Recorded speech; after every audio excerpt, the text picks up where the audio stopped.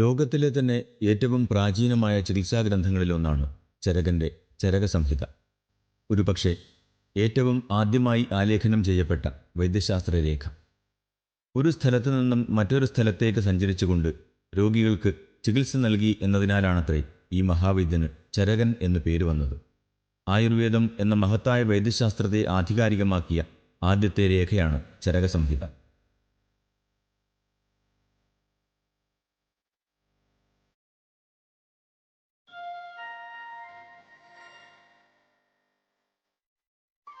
ഈ ഗ്രന്ഥത്തിലെ സൂത്രസ്ഥാനം മുതൽ സിദ്ധിസ്ഥാനം വരെയുള്ള 6 ഭാഗങ്ങളിലായി പരന്നു കിടക്കുന്ന മനുഷ്യ ശരീരത്തെയും ആരോഗ്യത്തെയും കുറിച്ചുള്ള അറിവുകൾ മനുഷ്യകുലത്തിൻ്റെ സമഗ്രമായ ഒരു വൈദ്യപദ്ധതിയായി ഇന്നും പരിഗണിക്കപ്പെടുന്നു. എല്ലുകൾ, പല്ലുകൾ, നാഡികൾ, രക്തക്കുഴലുകൾ തുടങ്ങി ശരീരഘടന, ഊർജ്ജകേന്ദ്രങ്ങൾ എന്നിവയെക്കുറിച്ചും ചയാപചയങ്ങൾ, ശരീരപോഷണം തുടങ്ങിയവയെക്കുറിച്ചും ചരകൻ വിശദമായി പഠിക്കുകയും രേഖപ്പെടുത്തുകയും ചെയ്തു എന്നത് വിസ്മയകരമാണ്. ചികിത്സാരംഗത്തെ കുലപതിയായാണ് ചരകനെ ലോകം വാഴ്ത്തുന്നത്.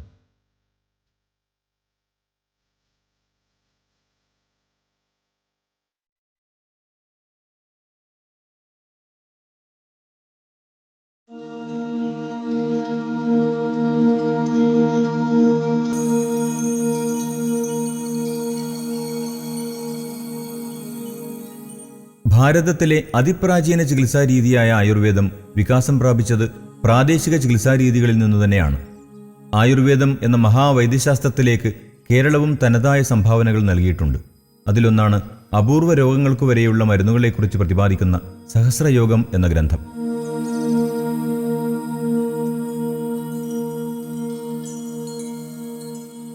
ഒരു ചികിത്സ എപ്പോൾ ചെയ്യുന്നു എന്നുള്ളത് തീരുമാനിക്കുന്നത് വൈദ്യൻ ആ രോഗിയുടെ അവസ്ഥയെ മനസ്സിലാക്കിയിട്ടാണ്.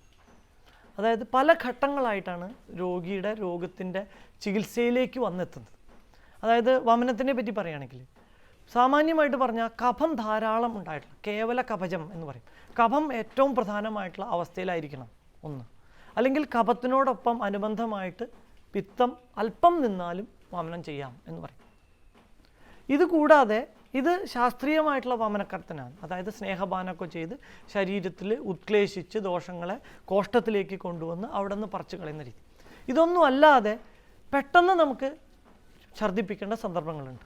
അതായത് ഇപ്പോൾ പനി വന്നിട്ടുണ്ട്, ഇപ്പോൾ പനി ഇങ്ങോട്ട് തുടങ്ങിയ സന്ദർഭങ്ങളിൽ വമനം ചെയ്യാൻ, ഛർദ്ദിപ്പിക്കാൻ വേണ്ടി പറയുന്നുണ്ട്. തത്വോത്ക്ലിഷ്ടേ സമുത്ക്ലിഷ്ടേ കഫപ്രായേ ചലേ മലേ എന്നൊക്കെ പറഞ്ഞ് ആചാര്യം പറയുന്നുണ്ട്. സഹർലാസ പ്രസേകാനെ ശ്വാസകാസ വിസൂചികേ എന്നൊക്കെ പറഞ്ഞ് ഏതൊക്കെ സന്ദർഭങ്ങളിലാണോ ദോഷങ്ങൾ ധാരാളം ഇളകി നിൽക്കുകയാണ്, ഇനിയിപ്പോൾ ഒന്നും നമുക്ക് ചെയ്യേണ്ടതില്ല, വെറുതെ ഒന്ന് തുറന്നു തന്നാൽ മതി, വഴിയൊന്ന് കാണിച്ചു തന്നാൽ മതി എന്ന സന്ദർഭങ്ങളൊക്കെ പറയുന്നുണ്ട്. രോഗമല്ല അവിടെ പ്രധാനം, ആ പ്രത്യേക ഒരു അവസ്ഥയ്ക്ക് വമനം ചെയ്യാം. ചലേ മലേ സഹർലാസ പ്രസേകാനെ ശ്വാസകാസ വിസൂചികേ സദ്യോഭുക്തസ്യ ശംദാദേ ജ്വരേ സാമേ വിശേഷത വമനം വമനാർഹസ്യ എന്ന് പറയുന്നുണ്ട്. അതായത് അതാ ഒരു പ്രത്യേക അവസ്ഥയാണ്. പിന്നെ രോഗങ്ങളുടെ വലിയൊരു ലിസ്റ്റ് തന്നെ ഗ്രന്ഥങ്ങളിലുണ്ട്. ഏകദേശം ഒരു 50ഓളം രോഗങ്ങളുടെ ലിസ്റ്റ് ചരകസംഹിത, സുശ്രുത സംഹിത, വാഗ്ഭടത്തിലൊക്കെ ലിസ്റ്റുണ്ട്. അതായത് ആ രോഗം എന്ന് പറഞ്ഞാൽ ആ രോഗത്തിൻ്റെ എല്ലാ സമയത്തും പറ്റുമെന്ന് അർത്ഥമില്ല. രോഗത്തിൽ ഈ നേരത്തെ പറഞ്ഞ അല്ലെങ്കിൽ മുമ്പ് പറഞ്ഞിട്ടുള്ള ഒരു പ്രത്യേക അവസ്ഥ വന്ന് കോഷ്ഠത്തിലേക്ക് ദോഷങ്ങൾ എത്തി കോഷ്ഠത്തിലെ ഏറ്റവും അടുത്ത മാർഗമായിട്ടുള്ള വായയിൽ കൂടെ പറ്റാവുന്ന അളവിലേക്ക് വരുമ്പോൾ മാത്രമേ നമുക്കതിന് യോഗ്യത വരുന്നുള്ളൂ.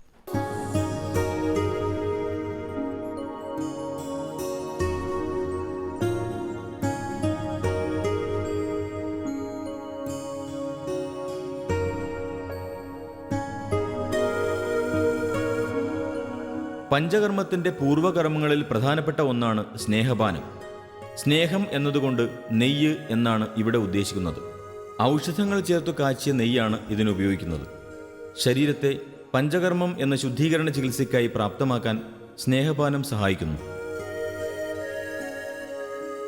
ഏറ്റവും റിസ്ക് ആയിട്ടുള്ള അല്ലെങ്കിൽ ക്ലേശകരമായിട്ടുള്ള ശ്രമകരമായിട്ടുള്ള ഒരു പഞ്ചകർമ്മമാണ് ഈ വമനം എന്നത്. വളരെ ശ്രദ്ധാപൂർവം രോഗിയുടെ ബലത്തിനും രോഗത്തിനും ഒക്കെ അനുസരിച്ച് ഉചിതമായിട്ടുള്ള മാത്രയിൽ കൊടുത്ത് വമനം ചെയ്യേണ്ടതാണ്. വമനം ചെയ്തതിന് ശേഷം ഈ പേയാതിക്രമം പറഞ്ഞ പോലെ നമ്മൾ അനുഷ്ഠിക്കേണ്ടതുണ്ട്. വമനം ഛർദ്ദിച്ച് അധികമായിട്ട് ഛർദ്ദി വരിക, അപ്പോഴൊക്കെ കൂടുതൽ ഛർദ്ദിച്ച് പോയിട്ട് രക്തമൊക്കെ വരുന്ന അവസ്ഥയുണ്ടാകാം.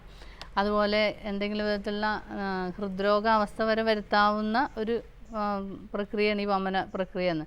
എന്നാൽ വളരെ ശ്രദ്ധാപൂർവം ഇത് ചെയ്യുന്നതുകൊണ്ടും രോഗിയുടെ ബലത്തിനനുസരിച്ചൊക്കെ ചെയ്യുന്നതുകൊണ്ട് വളരെയധികം എഫക്റ്റീവായിട്ട് ഇത്തരത്തിലുള്ള രോഗങ്ങളിൽ നമ്മൾ സാധാരണ എന്നോണം തന്നെ ചെയ്യുന്ന ഒരു പഞ്ചകർമ്മയാണ് വമനം.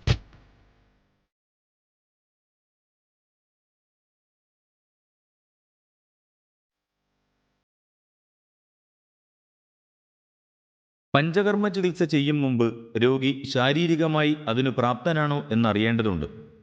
പഞ്ചകർമ്മത്തിലൊന്നായ വമനം ശരീരത്തെ ക്ഷീണിപ്പിക്കാൻ സാധ്യതയുണ്ട്.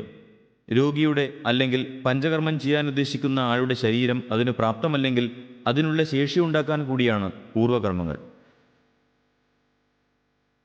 വമന ചികിത്സ നമ്മൾ ആദ്യം ചെയ്യേണ്ടത് സ്നേഹപാനം അല്ലെങ്കിൽ സ്നേഹത്തെ കൊടുത്തിട്ട് സ്നിഗ്ധത വരുത്തിയതിന് ശേഷം വമനക്രിയ ചെയ്യണം. എന്തിനാണ് സ്നിഗ്ധത വരുത്തുന്നത്? വമനം എന്ന് പറയുമ്പോൾ ഛർദ്ദിപ്പിക്കുക. ഛർദ്ദിപ്പിക്കുന്നതിന് ആദ്യം നമ്മൾ ചെയ്യേണ്ടത് സ്നിഗ്ധത വരുത്തിയതിന് ശേഷം മാത്രമേ ആകാവൂ. അല്ലെങ്കിൽ രൂക്ഷമായി പോയെങ്കിൽ അത് മറ്റു രോഗങ്ങൾ അല്ലെങ്കിൽ അത് അപകടത്തിലേക്ക് മാറാൻ സാധ്യതയാകുന്നു. അതുകൊണ്ട് ആദ്യം സ്നേഹപാനം എന്ന് പറയുന്നൊരു പ്രക്രിയയുണ്ട്. സ്നേഹത്തെ വളരെ കുറഞ്ഞ അളവിൽ 25 ml കൊടുക്കുന്നു, അടുത്ത ദിവസം 50 ml, അതിനടുത്ത ദിവസം 100 ml, ഇങ്ങനെ വർദ്ധിപ്പിച്ചിട്ട് ഒരു നല്ല അളവിൽ കഴിപ്പിക്കുകയും അതേപോലെ തന്നെ കുറച്ച് കൊണ്ടുവന്നിട്ട് ചെറിയ അളവിൽ നമ്മൾ കഴിച്ചു തുടങ്ങിയ അളവിൽ കൊണ്ടുവന്ന് നിർത്തിയിട്ട് പിന്നീട് ഛർദ്ദിപ്പിച്ച് കളയുക. അത് നല്ലൊരു ചികിത്സാ രീതിയാണ് സ്നേഹപാനക്രിയ എന്ന് പറയും. ആ സ്നേഹപാനം കൊടുത്തതിന് ശേഷം വമനക്രിയ ചെയ്യുക.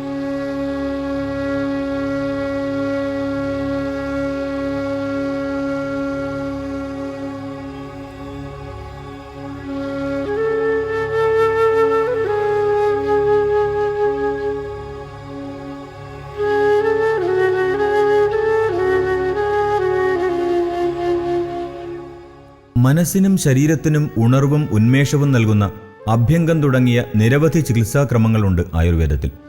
അഭ്യംഗത്തിൽ തുടങ്ങി നവരക്കിഴി പോലെയുള്ള സൗഖ്യം നൽകുന്ന ഇത്തരം ചികിത്സാരീതികളിൽ മിക്കതും തികച്ചും കേരളീയമാണ്. പ്രമേഹത്തിന്റെ ചികിത്സകളിൽ ഇതുപോലെയുള്ള മാർഗങ്ങളും ആയുർവേദം പ്രയോജനപ്പെടുത്തുന്നു. പഴയകാലത്ത് കേരളത്തിൽ സുലഭമായിരുന്ന ഞവരയരി ഇപ്പോൾ അപൂർവമാണ്. പക്ഷേ അതിൻ്റെ ഔഷധമൂല്യം കണ്ടെത്തിയ ആയുർവേദ ആചാര്യന്മാർ അതിനെ ഭക്ഷണം എന്നതിലുപരി ശരീരത്തിനും മനസ്സിനും ഉണ്ടാകുന്ന പലതരം രോഗങ്ങളുടെ ചികിത്സയ്ക്കായി ഉപയോഗിച്ചു തുടങ്ങി.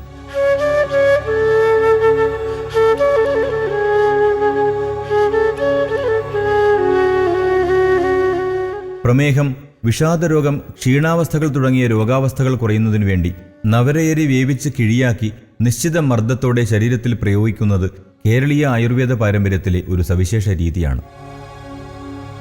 ഇപ്പോൾ പലർക്കും കണ്ടുവരാറുള്ള ഒരു പ്രധാന പ്രശ്നമാണ് കാലിൽ ഉപ്പൂറ്റി വേദന.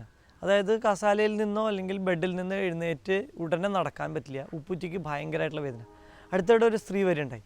അത് 40-45 വയസ്സായി, അത്യാവശ്യം തടിയുണ്ട്, പക്ഷേ രാവിലെ വേറെ അസുഖങ്ങളൊന്നുമില്ല. പക്ഷേ രാവിലെ എഴുന്നേറ്റാൽ ബെഡിൽ നിന്ന് കാല് നിലത്തൂത്തിയാൽ ആദ്യത്തെ ഒരു 5 മിനിറ്റ് നേരം ഭയങ്കര അസഹ്യമായിട്ടുള്ള വേദന.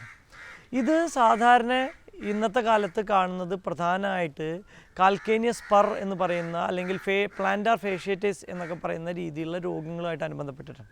അതായത് കാൽക്കേനിയം എന്ന എല്ലിൽ ചെറിയൊരു ദശ പോലെ എല്ലിൻ്റെ വളർച്ച കൊണ്ട് ഒരു പ്രത്യേക അത് സൂചി പോലെ കുത്തുകയും അതുണ്ടാക്കുന്ന വേദനയാണ് ഒരു പ്രധാന പ്രശ്നം. അല്ലെങ്കിൽ പ്ലാന്റാർ ഫേഷ്യ എന്ന് പറയുന്നതിലുണ്ടാകുന്ന ഇൻഫ്ലമേഷനും ഇതിൻ്റെ ഭാഗമായിക്കൊണ്ട് രോഗിക്ക് അസഹ്യമായിട്ടുള്ള വേദന ഉണ്ടാവും. അപ്പോൾ അങ്ങനെ ഞാൻ ഈ രോഗിയുടെ അടുത്ത് പറഞ്ഞു, ഇത് നിങ്ങൾക്ക് ഇന്നതാണ് രോഗത്തിൻ്റെ പ്രശ്നം, അതുകൊണ്ട് നിങ്ങൾ ഇതിന് ചെയ്യേണ്ട കാര്യങ്ങൾ എന്തൊക്കെയാണ്. സാധാരണ ഇതിന് ഏറ്റവും നല്ല സാധനമാണ് മണൽ കൊണ്ടിൽ കിഴി വയ്ക്കുക എന്നുള്ളത്. മണൽ കിഴി, അതായത് സാധാരണ പൂഴി എന്ന് പറയുന്ന മണൽ ചൂടാക്കിയിട്ട് ഒരു ചട്ടിയിൽ ചൂടാക്കിയിട്ട് എണ്ണയൊന്നും ചേർക്കാതെ ഡ്രൈ ആയിട്ട് കാലിൽ ഉപ്പുറ്റിക്ക് കിഴി വയ്ക്കുന്നത് ഈ രോഗത്തിന് നന്നായിട്ട് ഫലം കിട്ടാം. അതുമല്ലെങ്കിൽ അതിന് പൂഴി കിട്ടാനും സൗകര്യമില്ലെങ്കിൽ രാവിലെ സമയങ്ങളിൽ നമുക്ക് വീട്ടിൽ നിന്ന് അരി വാർത്തിട്ടുണ്ടാകുന്ന ചോറ് കുറച്ചെടുത്തിട്ട് ആ ചോറ് ചുടുക്കെ കാലിൻ്റെ അടിയിൽ ചെറിയ ചൂടോടുകൂടി ഉപ്പിറ്റി ഭാഗത്ത് വെച്ചാലും നല്ല ഫലം രോഗികളിൽ കാണാറുണ്ട്. അതോടൊപ്പം തന്നെ അകത്തേക്ക് ഗുൽഗുലുതിക്തം കഷായം അകത്തേക്ക് കഴിക്കാൻ 2 നേരം കഴിക്കാൻ കൊടുക്കുകയും ചെയ്തതോടുകൂടി ഏകദേശം ഒരു 3 ആഴ്ചത്തെ പ്രയോഗം കൊണ്ട് ഇത് കുറേണ്ടായി. ഈ കാലിൻ്റെ ഉപ്പുറ്റി വേദന ഗുൽഗുലുക്ത നെയ്യ് പോലുള്ളത് പരട്ടിക്കൊണ്ട് അവിടെ പൊടി പലതരത്തിലുള്ള കോലകുലത്താതി പോലുള്ള പൊടികൾ കൊണ്ട് കിഴി വെച്ചാലും നല്ലവണ്ണം വ്യത്യാസം വരാറുണ്ട്. അപ്പോൾ രോഗത്തിൻ്റെ അവസ്ഥക്കനുസരിച്ച് ആ രോഗിയെ നോക്കിയിട്ട് ഞാൻ ഈ കിഴി വെക്കാൻ പറയുകയും ഏകദേശം 2 ആഴ്ചത്തോളം കിഴി വെച്ചപ്പോൾ വളരെയധികം വ്യത്യാസം ഉണ്ടാവുകയും ചെയ്തു. അപ്പോൾ ഇന്നത്തെ കാലത്ത് പലപ്പോഴും രോഗികളിൽ ഇങ്ങനെയുള്ള ഉപ്പുറ്റി വേദന വേണ്ട രീതിയിൽ ശ്രദ്ധിച്ചില്ലെങ്കിൽ അത് വളരെ പ്രശ്നത്തിലേക്ക് പോവുകയും പിന്നെ ഇത് സന്ധിവാതം പോലുള്ള രോഗങ്ങളിലേക്ക് കാരണമാവുകയും ചെയ്യാറുണ്ട്. അപ്പോൾ തുടക്കത്തിൽ തന്നെ അത് ചികിത്സിക്കുന്നത് വളരെ ഫലപ്രദമായിരിക്കും.